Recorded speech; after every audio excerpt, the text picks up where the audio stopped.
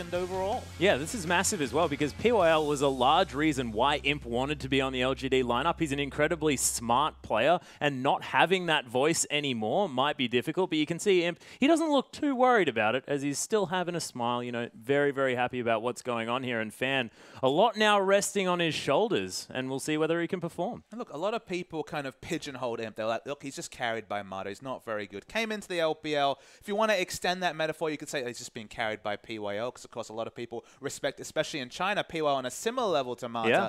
I mean, I feel like a lot of that criticism died away from all of the crazy carry performances that Imp provided last season. But if you want to be the ultimate negative Nelly, Atlas, this is his time to shine, because Fan is certainly not PYL, let alone Mata. Well, this is the thing, and we'll see whether they are going to be able to do it. We'll see exactly what picks are going to come through as we do hop into Champion Select here, and you can see Orianna taken away from Godby straight away. EDG weren't willing to ban that champion, so it's a lot of respect from QG already to ban away the Orianna first pick, a control mage that opens up a lot of counter matchups. Nope, ban it away. Yeah, it's not happening, and the focus onto Godby continues here with Kassadin being removed. In fact, the mid lane champion pool is dwindling, Papa Smithy, because LeBlanc and Cassiopeia are now taken away from LGD. We'll see exactly what these players are going to be going for. And I have to think, this may actually suit Doimb a little bit as well, because he's played mid-Maokai. I think it'll suit Swift as well, because they're looking to try and snap up Gragas as a first pick. No jungle bans. Gragas, Nunu. Those are going to be the top two picks. Sejuani you have to throw in there as well.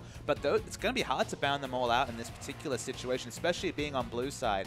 It's always that teetering act where you want to get that strong champion, but want to deny the strong two picks. They ban away the Nunu. I 100% guarantee if Gragas is available, they would take that with first pick. If it's not, you're going to have Azir, and you don't have the Azir Cassiopeia counter matchup to really focus in. Kassadin's not even available. There's no good decisions here. Either you give up the Gragas or you take Azir with no prototypical strong matchups left up for QG. So I feel like this is a masterful pick ban so far. Yeah, they're playing it beautifully. Of course, yeah, the Alistair is going to be banned away. A bit more of a throwaway ban than anything else. But of course, TCT probably still happy to play that. But Kalista got through, as did Urgot. There are so many picks that are available. I'm scared.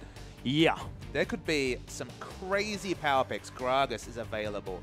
Azir is available with no clear counter matchup. As even Hecarim is available. Yeah. Suddenly, there's no winners here, at least. I mean, there might be by the end of these 5 picks, but there's an embarrassment of riches available in terms of meta champions that are actually seen as the power picks at the moment. Well, this is the thing. You've now got Hecarim and Gragas that are going to be locked in. You have to think that there's not really two picks that are stronger than those, especially together here at the same time in the hands of these players. TBQ showing fantastic prowess on the Gragas during the split, and Acorn's Hecarim doesn't really even need to be explained because he is so good. He's demonstrated it over and over again, and QG, it's going to be difficult for them to overcome this one, and we'll see what they have in their back pocket. Rek'Sai is no surprise, and TCT thinking about that Thresh. I think one thing you'll say here is that they've gone for the top lane champion and the jungle champion. I think that makes a lot of sense, because even though Azir's out there in a high priority pick, especially for QV, having that Emperor's Divide to protect, for example, a Ren-setting Kalista makes a lot of sense. This is Godby we're talking about, who has a champion ocean to deal with in the mid lane. So if anyone has a pocket counter pick to Azir, it's Godby. Get TBQ on the most powerful jungle in this patch. I think by far and away it's the Gragas. So you get him on comfort. In the regular season, he was 2-0 with 0 deaths and a 28 KDA. Eventually became 2-1 and 8.5, but doing just fine. So get him the comfort. Give Godby the last pick, and he'll make do whatever the matchup. Yeah, and now you've got Imp. He's got Fan on the Janna here that has been locked in. Lucian is going to be locked away as well. And now they've got so much displacement here, and the peel to come through for this Lucian is going to be unbelievable. So I know this is going to appeal to you, but you know what champion actually appeals to me on this right side? It's actually mid lane Kha'Zix. It won't happen. I thought you were going to say Mordekaiser. But the reason why I make it is you've got the Terrify coming through from Hecarim. You've got the Monsoon. You've got the Gragas. Everyone's going to be isolated all the time. This is going to be skirmish fighting effectively, even in team fights from LGD, just with all the isolation. So while Kha'Zix's not in the meta, any sort of champion with Burst would actually suit them very well here. It's definitely not an Orianna game when you've got all this reposition coming through on LGD. Yeah, well, that's not good. Thank goodness, exactly. So they've decided to go with, let's pick everything that doesn't need to go into an Orianna. But yeah, you're pointing out the Morgana that I believe is going to be heading into the mid lane. That's a very defensive blind pick. Oh, wait, no, it doesn't have to. Because, of course, Doimb has played the Maokai in the mid, and that could be a Morgana top. He actually mispicked that Morgana. The Maokai, sorry. It was actually a mistake. They didn't actually mean for it. He still played it. And they won with it, exactly. too. In the Demacia Cup, no less. Yeah. But, I mean, LGD kind of have to pick Assassin. That's why kind of the interesting thing about the Morgana, as we mentioned, isolation, isolation, isolation. You want someone with burst damage you can get in and get out. Morgana fits the... Sorry, Fizz fits the bill. The matchup against Morgana, it's not going to be ideal for Fizz. Not a lot of kill pressure, but should be able to freely farm. Not a lot of kill pressure coming out of a Morgana. Has to pick up the Ignite, an offensive summoner against the Assassin, just for a bit of kill pressure.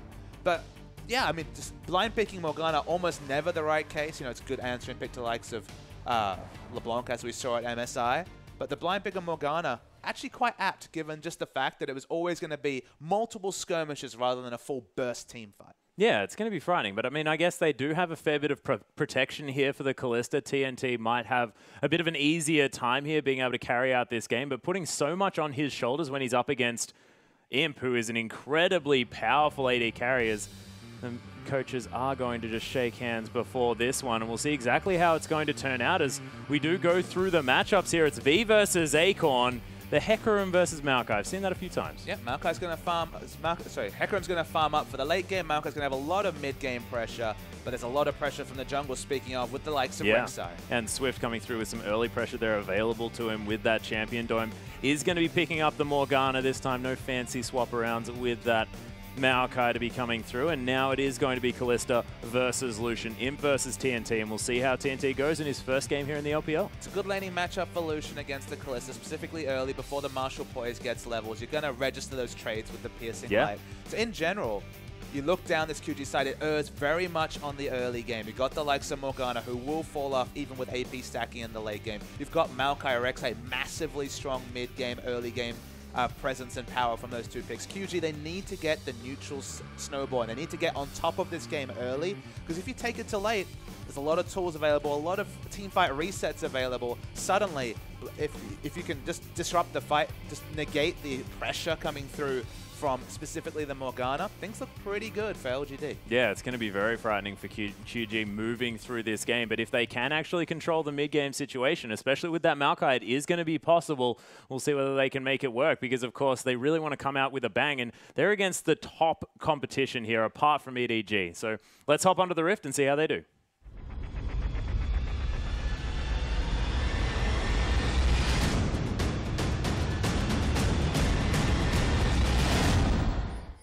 And here we are, ladies and gentlemen, onto the Rift for QG taking on LGD.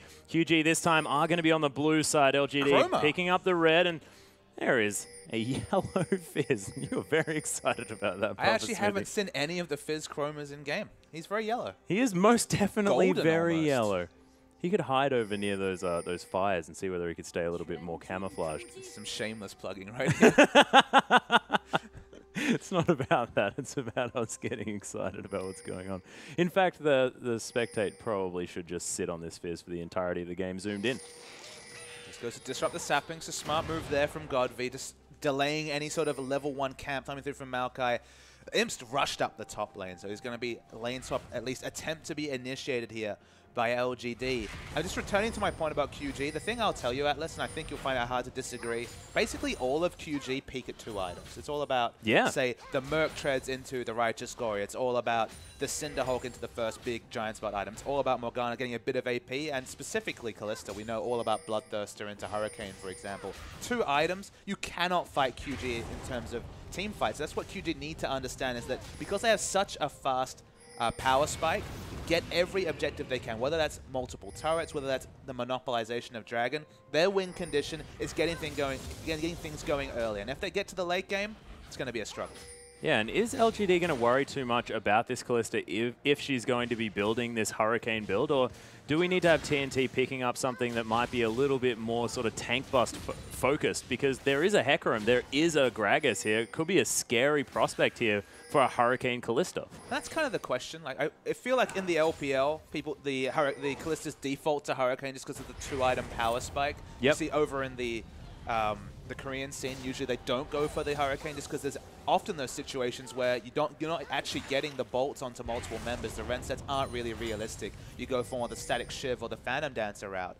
It's kind of a caught between two minds because we've already mentioned the fact that there's like multiple team fight repositions coming through from LGD. So theoretically, it's going to be multiple small skirmishes rather than a 5v5 fight where you're pushing Rensax onto members. But then you're also delaying your power spike if you don't go for it. Speaking of power, they're going really aggressive. Yeah, QG looking for the dive here. There are 4 members, but there's 3 from LGD. Nice hook onto TBQ as he's got the double buffs. They really want to take them away, but makes his way underneath the turret, and Gragas, a fair bit of survivability, even in the early levels. QG, they really want to try and take this one down. LGD trying to clear out these minions. They're very, very low. It's QG. They are going for the dive. Morgana coming around here as well. First blood actually going to go down here, and Janna going to fall as well. That is going to be a kill for TNT. And man, things not going so well for our runners up here in the LPL. Those turret dive mechanics were wonderful. Golfy wants an answering kill though. Yeah, he's looking for something here. He's Dome forced to use that flash away. Beautiful knock-up going to come through as Golfy's going to burn to death. Acorn going to follow. He's actually not dead. Death sentence, max range. And TCT picks up that one 4-0 already at 4.5 minutes. That is the best turret dive I have ever seen. The critical factor, Atlas, what allowed the re-engage is that when the first Twisted Advance came in from V, he didn't actually take turret aggro despite being, what, 500 units away from the turret. It was literally on the cusp of taking turret damage. They were full health, chunked TBQ out to 50%. It allowed the re-engage and 4 kills to 0. Only Imp not affected because he wasn't even on the same side of the map. That was majestic play from our LPL champions. Yeah, it's really, really beautiful work. And of course, identifying the fact that LGD weren't ever going to be able to get there in order to have a 5v5 engagement, because Imp, of course, as you mentioned, just chilling out there on the top side. And it's multiple variables. Morgana has so much more pushing power in the mid lane that it was always going to be Doinby that was going to be able to rotate fastest. We're going to see the replay. TBQ was chunked out on the cusp of turret aggro, and watch the turret jungle. TCT takes the first 3 bolts. You see, the actual last turret hit would have died because of the exhaust, but still juggling the turret, picked up the first 2 kills. Finally, you see Golfy trying to salvage something. He's an assassin. He wants to get snowballs. An extra kill on the way out is massive for Fizz in this matchup. But the re-engage and just the commitment coming through from this QG squad is wonderful. And then more, now TCT. Too easy. Yeah, too easy indeed. That death sentence was beautiful. And of course, Swift using his entire health bar so fantastically there. Made sure that he got that double knock-up, which really won them that entire last engagement. Godvi unable to do anything after that. And you can see already Morgana able to continuously push out these waves. Fiendish Codex now picked up, and it's going to be hard for Godvi to be able to roam around because he just doesn't have the wave clear that this Morgana has. And in general, it's been the team, the style of QG to try and get these big early advantages, just snowball games out of the realm of possibility for their teammates. So to actually be able to do this on the big stage in the LPL is already very impressive. And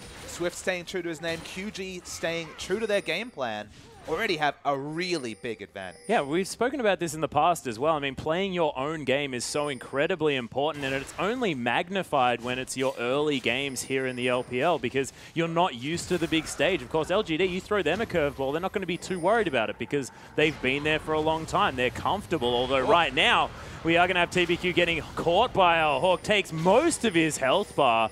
As QG, they are relentless with the pressure here, and they are going to possibly transition into this dragon. And that's the thing. They're thinking on multiple levels ahead of what's just happening in front of them. That's why they're looking like more and more of a competitor rather than a team that will just pad out the bottom 4 spots. They understood Morgana's going to push in Fizz. We've got multiple members, the potential for 5 on the bottom side. Morgana can react first. Let's go for the turret dive. 4 kills. They chunk out TBQ. Jungler's gone. No smite available. It's not a double smite situation because Acorn smite is down as well. It's going to be a free dragon. So they're thinking multiple variables ahead, and this is an impressive first 7 minutes from QG. Yeah, it's really beautiful stuff. But Papa Smithy, does this mean that LGD aren't going to be able to get back in, or is their scaling comp just going to weather this storm and they can move forward from there? Any team that really falls down from 2-item spike can lose a game. There's always that potential where a random ace comes in. You just tip the items towards LGD and they can win fights. But the big thing is, if those 2 items come, what, 5-6 minutes early, it becomes more and more difficult. It's all about containing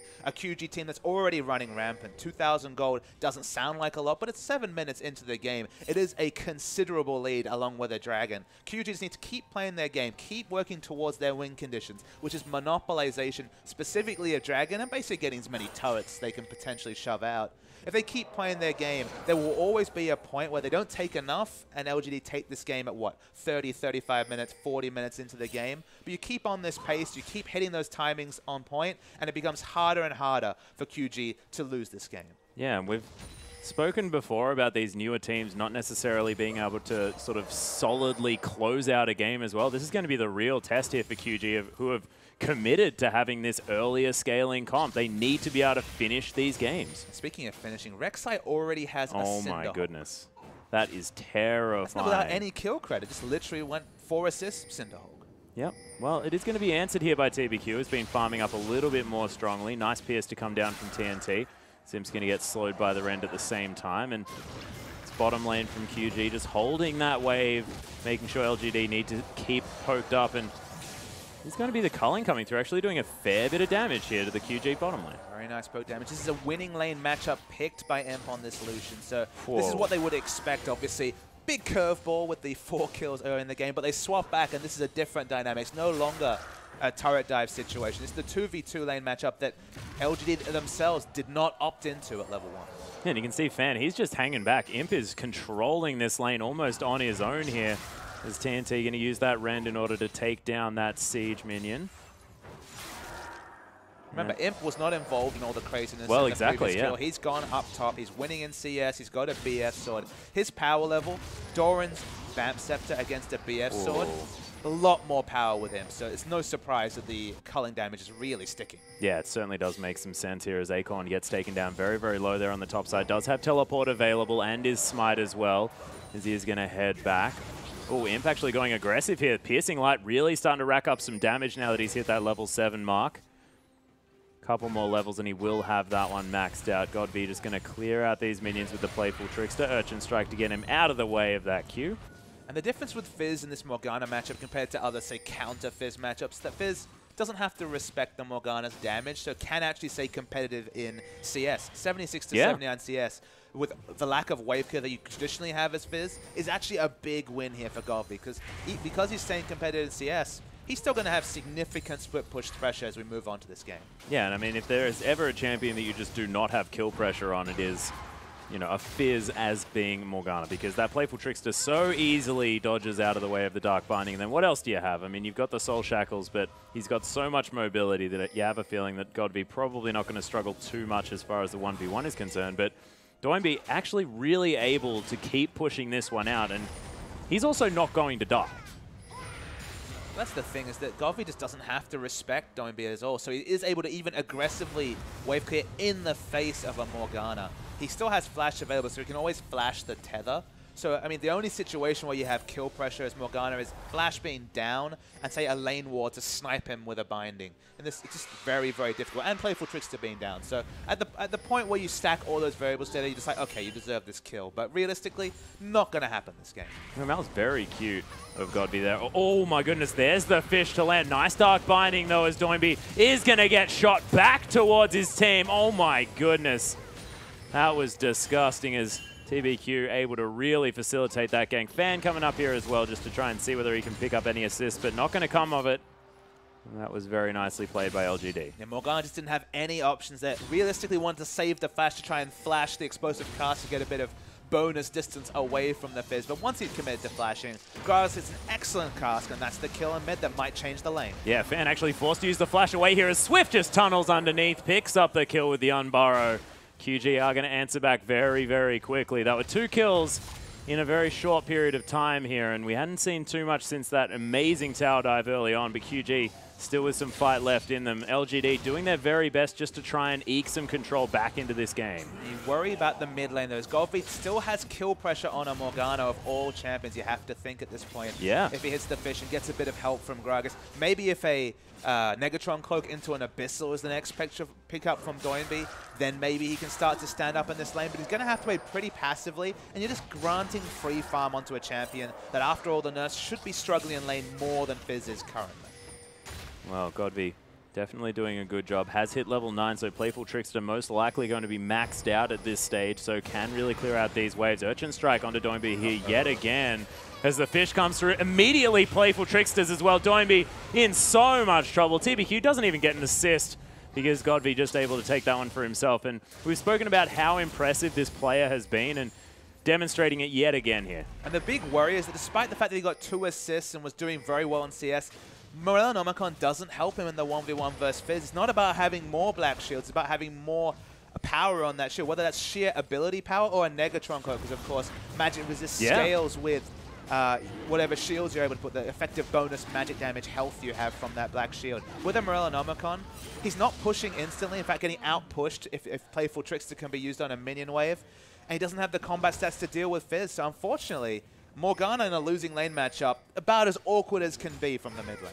Yeah, especially when, as you mentioned, the situation moving towards the later stages of the game, not looking so strong when Godby, when he can get to be this split-pushing threat, it's going to be impossible for QG to deal with it. Yeah, you move towards 40% CDR, big stack of AP, all the team fight resets, whether it's the Terra the Gragas ultimate, the Monsoon come in, you get 1 kill as Fizz, you got that EWQ all up on a short cooldown. When it's an isolated fight rather than 5 members peeling for 1, Fizz excels. Yeah, and he's going to be more and more frightening as this game goes on. Godby, there's the yellow Fizz, definitely making it look good. We are going to have the bottom lane of LGD heading back to base now. It is going to be just the Berserker's Greaves and a Brawler's Glove to come through from Imp, as Urchin Strike going to be used by Godby just to get out of the way of that Dark Binding.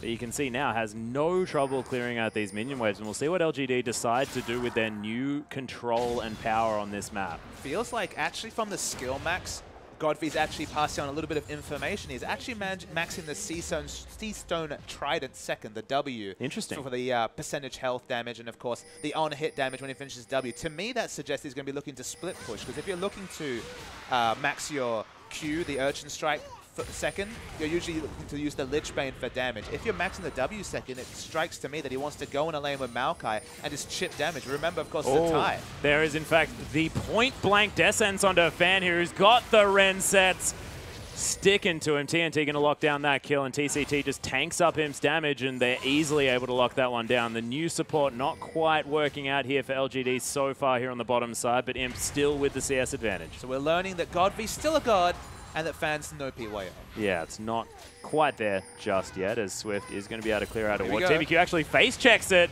Nice Dark Binding going to land here as well as the ult comes through. Godby looks for the fish, but now he's going to have to 1v2 as the teleport comes through. 1v3. Dome is going to try to escape and does manage to, but QG, they've got enough members there in the mid lane. I think 4 was probably ideal to deal with this Godby. Yeah, face-checking that brush with the pink ward. Smart pink ward, smart rotations coming through from QG. Their rotational play has been on point. This gold lead, we talked about it being notable at being 7 minutes 2K. Suddenly it's 16 minutes, and 4,000 gold is the lead, coming up to 5,000 now. That's a big advantage, and again, it's a mistake from TBQ. And between TBQ, between Fan just not being PYL tier and this lane swap having to end early, and you're not having the same aggressive wards and coverage and ganks even of PYL, you feel like it's starting to move along to TBQ as well. And you can see QG as well. They're warding fantastically. You can see the river entirely lit up as they've got pinks lining it towards that top side. Akon now in a whole lot of trouble, almost demonstrating my point here as Swift's going to come through. Doesn't quite get the knock up. Akon is going to get flashed on though, and he's not going anywhere. QG pick up the kill in the top lane as well.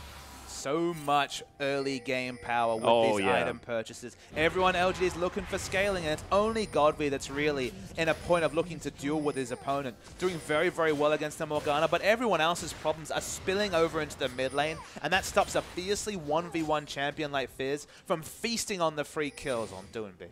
Yeah, and as soon as he's not able to get them as well, he's going to have to go elsewhere to pick up these kills, as Doimby is going to try and make his way somewhere, but he's cut off just a little bit by the LGD members hanging around this area. Dragon not going to be up just yet, but some vision control is being afforded here by LGD. Waves continue to get pushed. So we talked about 2 item spikes. Zhonya's is going to be a huge purchase from Morgana, of course, negating a lot of the single target damage coming through. It's a second way to cleanse away the fish coming through, if the Black Shield's down, happily just be able to Zhonya's that damage. Of course, a lot of Fizz's damage now gated around hitting that fish and the points of power shortly afterwards. If you Zhonya's right at the end, suddenly he loses 2.5 seconds of bonus damage coming through. So Zhonya's going to be a big pitch-up. You can see from the recurve bow that so will be the Hurricane they're going to opt into here. They're going all in on the mid-game, and honestly, with multiple winning lanes, it's a good strategy. Yeah, and especially considering the fact that their team comp sort of relies on winning very early on, you may as well all in onto that fact, considering LGD's comp, which is just beautiful for the later stages of this game. And Akon, he does almost have his Cinderhold completed, but he's nowhere near a Trinity Force or his next tanky item that he's going to pick up afterwards in order to complement this team-fighting monster that is Hecarim. And he really does need time to scale. And that's the thing. Everyone at this present point from LGD is a potential Ren set for this TNT, especially when the Hurricane is complete. They're not going to be able to finish the items to counter that Hurricane purchase in the next 5 minutes. 15 minutes more, you know, around the 33-minute mark, absolutely LGD might be looking to opt into fights. But for now, they want to put Godv in a side wave wherever possible and split push, as I mentioned. Maxing out that Seastone Trident second actually allows him to duel really well with Maokai in a side lane. It's one of the reasons why Zatai was able to pick that Fizz into Maokai matchup, is that it really does have the potential to completely punish a Maokai. So no Lich Bane going to be the rush, given that particular skill order. Yeah, well, that's the thing, and he's definitely not going to be picking that one up, as Godv may have found an opportunity here on the bottom side. Hits the fish as the Earthstone Strike comes in as well. Does get exhausted. TNT trying to get out of this one, but he doesn't make it as Akon does teleport in. Godv still with a lot of damage available. Gets through, gets death sentenced, but it's not going to be aptly named this time as the fish is able to escape. Beautiful stuff. Now that's a big, big win there for LGD. They actually get the picks they're looking for. You can see why they want to engineer the split push. If the wards aren't there to be predictable from QG, it was the reverse of the situation in mid where TBQ face-checked Swift and Doinby. In this situation, it's the other way around. LGD, that's the only way they can really stay in this game, is to force split push. But if they take this dragon, that's a big win here for LGD. Yeah, and they are 1-1 apiece at the moment. Picking this one up does mean that the early game power not going to be quite as relevant here, as we're demonstrating the fact that almost the full CDR completed. Not sure what rune page we're talking about, but with Morellonomicon, of course, pretty trivial to get to 40% CDR from there with the blue buff. Definitely going to be confirmed. Has put a second point into the Urchin Strike, but is very much in the position to be able to split push against any one member of QG. So if you have to force multiple members to be sent bot, it allows other people free farm. It gets away from the team fighting power spike. The fact that with Hurricane completed, with more items being completed on Morgana, they weren't able to fight for dragons. We mentioned the win condition was dragon. And with 2-1 advantage, LGD, they're actually the ones ahead in that metric. Yeah, that's exactly right. And again, we saw God be able to nimbly escape the potential gank from TCT. And he's going to head back to base now, probably to pick up the Zhonya's Hourglass. As he actually cancels that one out, as the Scuttle Crab is going to fall down here as well. We'll see exactly what LGD are going to do. And the question is how QG have been the ones that have been assertive. QG were the ones we say are playing around a pseudo timer with their comp. How are they going to force fights now that they've fallen behind in Dragon? Realistically, LGD can look at the second Dragon coming in from QG and think, okay, we'll give you that. There's not a lot of stats to be given up in that situation. So you add, what, another 11 minutes onto the game before the third Dragon spawning? 11 minutes time. Akon is going to be massive. Has a Phage already. Might actually be the Black Cleaver and not... Yeah, that's what I was considering as well. It could be a Spirit Visage. It could be any item. Hasn't really priced into anything with that Ruby Crystal. Probably going to be a bit more defense and then still a Trinity Force. But yeah, it could be the Black Cleaver. Multiple options there. In 11 minutes, this LGD comp will already be greatly outscaling QG because Morgana, again, only has a very low ceiling when it comes to items. Yeah, is always going to be able to wave clear, though, you have to think, as soon as the minions do slow stop. Wave teleport's coming in. Yeah, there's a double knock-up as well, as Fan does use the Monsoon to try and get them out of there, as we do have Imp in a lot of trouble. TNT picks up that kill, as TBQ is going to have to run for the hills. Godv continuing to split push, but this could be a tower or a Baron available for QG at this point. They've got the pick that they want on the power player of LGD. May as well pick up the Baron. They have to go for the Baron because it's the only thing that will dissuade Fizz from continuing the split push down bottom. They have Callista and Smite. Will they have enough damage to take it down? Yeah, Akon also with the Smite available here as well, as Fan's going to come through with a Tornado. TBQ. But it's down to 2,000 health here. TNT is going to be able to lock that one down. Baron falls for QG, but the knockups are coming through. Akon tries to ult his way in here, but he's definitely not with a man advantage as he falls down. Godv gets death sentence. He's going to get killed at the same time, and Fan has no friends here as Everyone just ignores him, and Swift, he's left with cleanup duty. Swift's waiting for cooldowns. Wants to get the kill, picks it up. Massive play from QG. Very smart. If they had looked for mid turret or any sort of turret trade, Fizz would have taken an inner turret. But in this particular situation, went for Baron, had the Kalista, trusted the ability to just work out that Baron damage and take it even in a 50-50 situation. And now the advantages pile up for QG. Yeah, and you've got V. He's just going to tank up this turret for a bit as well, save some minions. And with these Baroned up minions, this inhibitor turret is going to fall very quickly. Akon now going to respawn Godvi as well, but the damage has been done here, and QG already utilizing that Baron buff beautifully, picking up a couple of turrets and breaking the base. I'm really excited, just smiling watching this QG team because they're very good at shot calling. That's the thing I've noticed, is that understanding that Baron was the only way they could get a positive trade. Okay, it ended up a relative 50-50, but with Kalista, you should be able to judge, you know, 1,500, 1,700. You have excellent Baron secure, but that was the only way to stop what would have been an inner turret trade. They wouldn't have got any better than that, but they get the absolute maximum. So it's always kind of the poker player's dilemma about, you know, looking at your expected values, looking at what's the most you can get and what you'll lose, and they got the maximum in the trade they got. Yeah, they certainly did. Godvi not even going to be able to go back to base here as the Prey Seeker does find him, but does almost have that Zhonya's Hourglass Items completed. look very nice over on the QG side. Oh, we already had Bloodthirster Hurricane. It was in full effect in the Ren setting build. I mean, it's a small point that we didn't mention, but of course, they ended up fighting 4v4, 4v5 in the Baron, so everyone lined up for Kalista damage. It was happy days for Kalista. Now has the QSS working towards Last Whisper. Randuin's completed for the Rek'Sai, the Zhonya's, and a Negatron. And Akon, he's taking a lot of damage from V. Yeah, he may be forced to use the ultimate. Does, in fact, use it here, but V not giving up. Flash into the Twisted Advance as well. Imp looking to try and get some assistance here for his top laner. Does go in very aggressively. V may have gone a little bit too far, but he's going to most likely be able to escape unless Godvi has something to say about it. Even with Fizz coming, they didn't have ward coverage to know whether they were more reinforced. They know now, so they'll keep the chase, but what are they going to lose in swapping for this? Yeah, well, this is the thing. They do have an open inhibitor here in the mid lane as TNT able to clear out these minion waves very quickly. Well, both Fizz and Lucian are back, so this is risky play from QG. Maokai does not have teleport. Yeah, this inhibitor has taken a little bit of damage as TNT now with some more free time. The barrels are going to zone him out of the way here as Imp with the red buff. Now, Black Shield is on. They know that Akon doesn't have ultimate, so they're chancing it. This is risky. Yeah, nice use of the Dark Passage there, and that is going to be the inhibitor falling down. QG able to utilize this Baron very, very well. Just wore off now. So they pick up the couple of turrets and, of course, the inhibitor, which is so very important. Dragon going to be respawning in 20 seconds, and QG, they've timed it beautifully. Steal the blue buff away, grab the Dragon, push out the rest of these waves. So far, the map control of this team has been fantastic. Exactly, and now we're going to watch them continue the push. Don't have the Baron buff like you mentioned. 5 seconds to the Dragon, so they'll get a chip onto this turret and be able to back away towards Dragon. Probably not going to want to opt into a Dragon fight with all the power spikes being hit by QG. Yeah, this is such textbook play from QG. They just know exactly what they have to do at what time. The culling going to be used in desperation here to clear out the minion wave as LGD just trying to hold on to what they can of their base.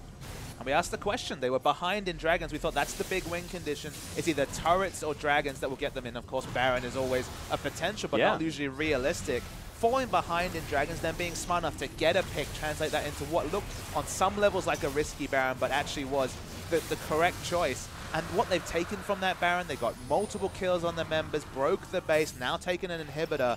They pick up the Dragon as well. QG's taking everything methodically in this game, and all LGD can do is watch. They don't have a lot of wave clear. Again, this is what Fizz grants you in the mid lane. So they're ending up being voyeurs in a lot of ways, watching QG play League of Legends the way it's meant to be played and not really have any options to get back into the game. Yeah, this is just a really interesting thing to see from our runner-up team, and it might just be this is what LGD look like without PYL, without their power star player making the calls around the map, because PYL was a large factor in that, and it looks like LGD, they're sorely missing him. And that's the thing. You never want to take away from a really great performance by a young team. QG have played excellently this game, but let's refocus on LG just for a moment.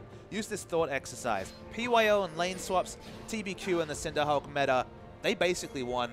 They had a higher win percentage in the playoffs than the team that won the playoffs, EDG. Yeah. They were 8-3 compared to 9-4 EDG. They were winning every game with the same strategy of lane swapping and these 2v1 follows, helping PYL helping TBQ get big in fights. Akon's going for a big flank here. Yeah, looking for the onslaught of Shadow, but TBQ's almost dead already. He is going to go down. TNT picks up that kill. There's the onslaught. Does get a whole lot of fears as Doimby is going to have to try and get out of there. Godby's going to fall down though. The double kill. The Renset's coming through for TNT as he picks up the triple. Flashes forward now. Fan and Imp in so much trouble. It is going to be the Quadra from TNT looking to try and pick up Imp. Imp going so aggressive. The pentakill from TNT. And that's going to be the game. What a debut from this team. And what a re-entrance back into the LPL for TNT. It didn't work for him on Royal Club, but it's looking good on QG. It's all about QG and their excellent play, but LGD without PYL, they look a different team. It just does not look like the LGD that we were expecting, but exactly like you mentioned, don't take away from this new team. QG played that beautifully, and LGD, there was nothing they could do. After that beautifully orchestrated turret dive that wasn't necessarily a fluke. A lot of the times when we get these early kills, we question, was that a mistake? Was that something that went wrong? But there was just beautiful coordination from QG. It was a piece of beauty. If ever a team is unsure of how to pull off turret